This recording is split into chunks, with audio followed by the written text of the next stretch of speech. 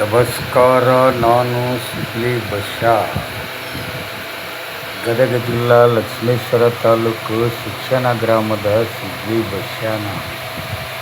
ಇವತ್ತು ಈ ಸಿಗ್ಲಿ ಬಶ್ಯಾ 6 ಕೋಟಿ ಕನ್ನಡಿಗರಲ್ಲಿ ಮನವಿ ಏನಪ್ಪ ಅಂದ್ರೆ, ಈ ಹಿಂದೆ ಈ ಒಂದು ಬಿಜಾಪುರ ಜಿಲ್ಲಾ ಯಾಕೋಟೇರಿಯಾ ಬಿಜಾಪುರ ಜಿಲ್ಲಾ ಹಿಂದೆ 70-80ರ ಮಧ್ಯದ ದಶಕದಲ್ಲಿ ಮಧ್ಯದಲ್ಲಿ ಬಿಜಾಪುರ ಜಿಲ್ಲಾ ಬಿಜಾಪುರ ತಾಲೂಕು ನಲ್ಲಿ 5 ಮಂದಿಗೆ ಒಂದೇ ಸಲ ಗಲ್ಲಿಗೆ ಹಾಕಿದ್ದಾರೆ. ಅವರು ಕಾನೂನು ಕೈ ತಗೊಂಡು ಅಪರಾಧ ಮಾಡಿದ್ದಕ್ಕೆ ಅವ್ರಿಗೆ ಗಲ್ಲಿಗೆ ಹಾಕಿದ್ದಾರೆ. ಅದೇ ಥರನ ಅದೇ ತಾಲೂಕು ಅದೇ ಒಂದು ಬಿಜಾಪುರದಲ್ಲಿ 6 ಮಂದಿಗೆ ಅದೇ ಸಂದರ್ಭದಲ್ಲಿನ ಸ್ವಲ್ಪ ದಿನಗಳ ನಂತರ ಮತ್ತು 6 ಮಂದಿಗೆ ಗಲ್ಲಾಗಿ 11 ಮಂದಿ ಗಲ್ಲಿಗೊಳಗಾದಂಥ ಆ ಬಿಜಾಪುರ ಜಿಲ್ಲಾದೊಳಗೆ ಇವತ್ತು ಸತ್ಯನ, ನ್ಯಾಯನ, ನೀತಿನ, ಧರ್ಮನ ಎತ್ತಿ ಹಿಡಿದಂಥ ಸಿದ್ದೇಶ್ವರ ಶ್ರೀಗಳ ಒಂದು ಕ್ಷೇತ್ರ,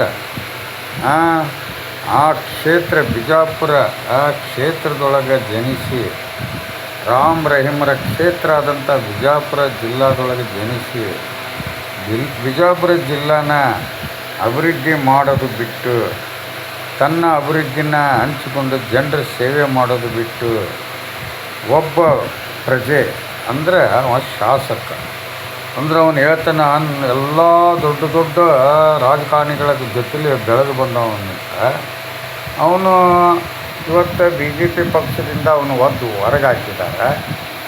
ಆದರೂ BJPಯವರು ಟಿಕೆಟ್ ಕೊಟ್ಟರೆ ಮತ್ತು BJP ಒಳಗಡೆ ಸೇರ್ಕೊಳ್ತೀನಿ ಅಂತಂದು ಅವನು ಒಳ ಮನಸ್ಸು ಮತ್ತು ತನ್ನ ಬಾಯಿಂದನೇ ಹೇಳ್ಕೊತಾನೆ. ಅದನ್ನು ಬಿಟ್ಟರೆ ಮತ್ತೊಂದು ಮಾತು ಹೇಳಿಕೆ ಕೊಡ್ತಾನೆ, ನಾನು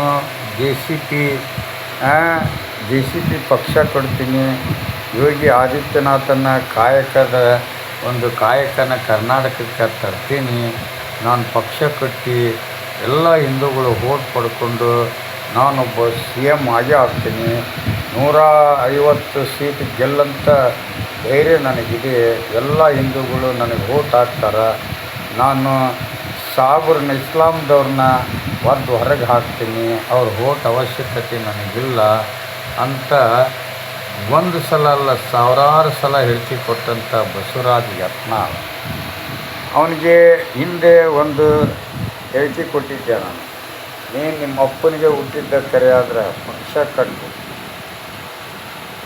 JCP ಪಕ್ಷ ಕಟ್ಟು, ಇಡೀ ಹಿಂದೂಗಳು ಓಟ್ ಪಡ್ಕೋ, ಈ ಇಡೀ ಕರ್ನಾಟಕನ ಹಿಂದೂ ಸಾಮ್ರಾಜ್ಯ ಮಾಡು, ಆವಾಗ ನಾನು ನಿನ್ನ ಗುಲಾಮಗಿರಿಯಲ್ಲಿ ನಿನ್ನ ಸೇವೆ ಮಾಡ್ತೀನಿ, ನಿನ್ನ ಒಂದು ಸ್ಥಾನದಲ್ಲಿ ಗುಲಾಮನಾಗಿ ನಿನ್ನ ಸೇವೆ ಮಾಡಂತ ಮಾಡ್ತೀನಿ ಅಂತ ನಾನು ಹೇಳಿಕೆ ಕೊಟ್ಟಿದ್ದೆ.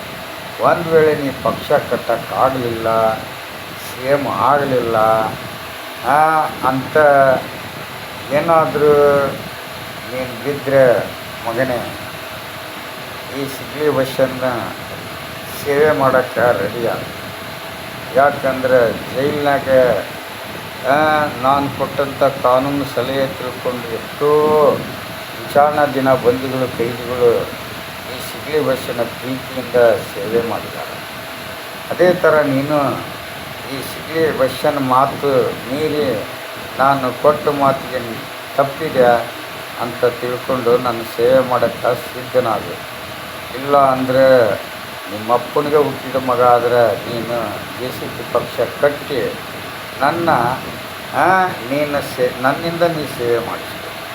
ಇದು ಎರಡೇ ನಂದು. ನೀನು ಯಾವತ್ತೂ CM ಆಗೋದಿಲ್ಲ, ನೀನು JCP ಪಕ್ಷ ಕಟ್ಟಕ್ಕೆ ನಿನ್ನಂತೂ ನಿಡ್ರೆ ಇಲ್ಲ, ನಿನಗೆ ಯಾರು ಹಿಂದೂಗಳು ಓಟು ಹಾಕೋಂಗಿಲ್ಲ. ನೀನೊಬ್ಬ ತಲೆ ಹಿಡ್ಕ ಆ ತಲೆ ಹಿಡೋದ್ರಿಂದ ಇವತ್ತು ನೀನು ಇಡೀ ಕರ್ನಾಟಕದಲ್ಲಿ ಇತಿಹಾಸ ಕೊಟ್ಟಂಥವನ್ನ ಅವಮಾನ ಮಾಡಿದಂಥ ಧರ್ಮದ್ರೋಹಿಣಿ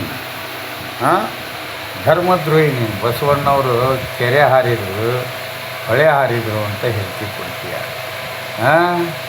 ಈ ಕರ್ನಾಟಕದಲ್ಲಿ ಸಂಗೊಳ್ಳಿ ರಾಯಣ್ಣ, ಮಧುಕರಿ ನಾಯಕ, ಟಿಪ್ಪು ಸುಲ್ತಾನ್, ಶಿವಪ್ಪ ನಾಯಕ, ವೆಂಕಟಪ್ಪ ನಾಯಕ, ರಾಣಿ ಕಿತ್ತೂರು ರಾಣಿ ಚೆನ್ನಮ್ಮ, ಬೆಳವಡಿ ಮಲ್ಲಮ್ಮ, ಒನಕೆ ಓಬವ್ವ, ರಾಣಿ ಅಬ್ಬಕ್ಕ, ಕೆಳದಿ ಚೆನ್ನಮ್ಮ,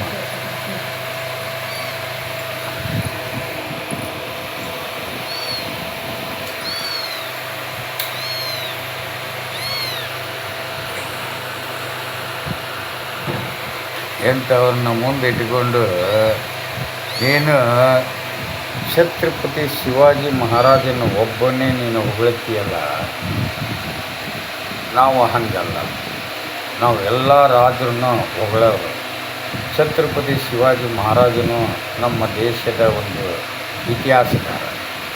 ರಾಣಾ ಪ್ರತಾಪ್ ಸಿಂಗ್ ಮಹಾರಾಜರು ನಮ್ಮ ದೇಶದ ಒಂದು ಇತಿಹಾಸಕಾರ.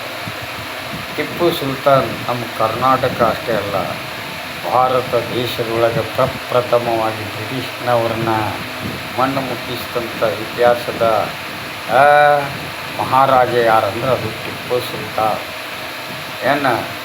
ಅಂಥ ಕನ್ನಡಿಗನ್ನ ನೀನು ಅವಮಾನ ಮಾಡಿದಿ ಅಂದರೆ ಮಗನೇ, ನಿನಗೆ ಕರ್ನಾಟಕದವರು ಸರಿಯಾಗಿ ಊಟ ಇಡ್ತಾರೆ. ಹಾಗೆ ಶಿವಪ್ಪ ನಾಯಕ ಆಗಲಿ, ವೆಂಕಟಪ್ಪ ನಾಯಕ ಆಗಲಿ, ಇನ್ನೂ ಬೇಕಾದಷ್ಟು ಇತಿಹಾಸದ ರಾಜ ಮಹಾರಾಜರುಗಳು, ರಾಣಿ ಮಹಾರಾಣಿಯರು ಈ ಕರ್ನಾಟಕಕ್ಕೆ ತಮ್ಮ ದೇಹನ ಅರ್ಪಣೆ ಮಾಡಿದಂಥ ಇತಿಹಾಸ.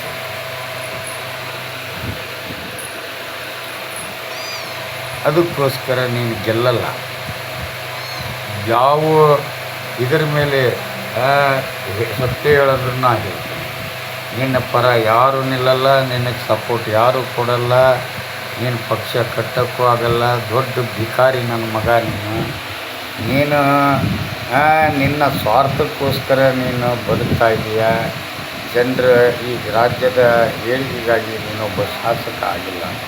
ನೀನೊಬ್ಬ ಧರ್ಮದ್ರೋಹಿ ಶಾಸಕ, ನಂಬಿಕೆ ದ್ರೋಹಿ ಶಾಸಕ.